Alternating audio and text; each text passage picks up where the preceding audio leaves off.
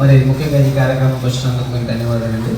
మరి ఈరోజు ఏ విషయాలు నేర్చుకున్నారు, ఇలాంటి కార్యక్రమాల యొక్క ప్రాముఖ్యత ఉందా, ఫ్యూచర్లో ఇలాంటి కండక్ట్ చేయవలసిన అవసరం ఉందా మాట్లాడతారని కోరుకుంటున్నాను.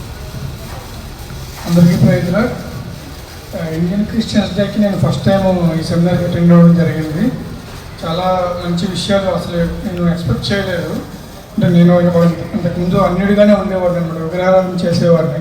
బట్ ఏంటంటే మా తల్లిదండ్రులు చెప్పిన ప్రకారంగా ఉండేవాడిని అనమాట. బట్ ఎప్పుడైతే దేవుడిని తెలుసుకున్నానో, దేవుళ్ళని గత 5 సంవత్సరాలు నేను ఎదుగుతూ మంచిగా బలపడుతున్నాను. బట్ ఏంటంటే ఇలాంటి సెమినార్ ద్వారా ఏంటంటే అసలు విగ్రహారాధన ఎలా వచ్చింది, అసలు ఇండియాకి ఎలాగ క్రైస్తవ్యం వచ్చింది, దేవుడు ఏర్పరచుకున్నట్టు 12 శిష్యులు ఒకరైన తోమా గారి ద్వారా ఇండియాలో క్రైస్తవం ఎలా బలపడింది, కొంతమంది దేవుడు చనిపోయినప్పుడు ఎంతో తెలియజేగా ఉండి చనిపోయినప్పుడు ఎవరిని చూడలేదు. కానీ ఆయన యొక్క సాక్షులుగా ఎవరైతే వచ్చారో, ఇక్కడ హస్తసాక్షులుగా ఉన్నారో వారిని బట్టి మనం దేవుని మహిమపరుస్తూ ఇంకా ఏ రకంగా దేవుళ్ళు బలపడాలి, ఏ రకంగా మనం ముందుకు నడిపించాలి, మన జనరేషన్తో పాటు రానున్న జనరేషన్ కూడా మనం ఏ రకంగా ఈ యొక్క మెసేజ్ ఇవ్వాలని చెప్పి నేను చాలా విషయాలు తెలుసుకున్నాను.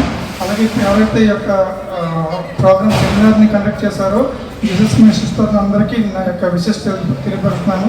అలాగే ఈ యొక్క సెమినార్కి వచ్చినటువంటి బ్రదర్ అనిల్ కుమార్ గారు, అలాగే బ్రదర్ హనీ జాన్సన్ గారు కూడా నా యొక్క ప్రత్యేక అభినందనలు తెలియపరుస్తున్నాను. ఇంకా దేవుని సేవలో వాళ్ళకి బలపడాలి, ఇంకా అనేకులకి ఆశీర్వాదకరంగా ఉండాలని నేను మనస్ఫూర్తిగా కోరుకుంటున్నాను.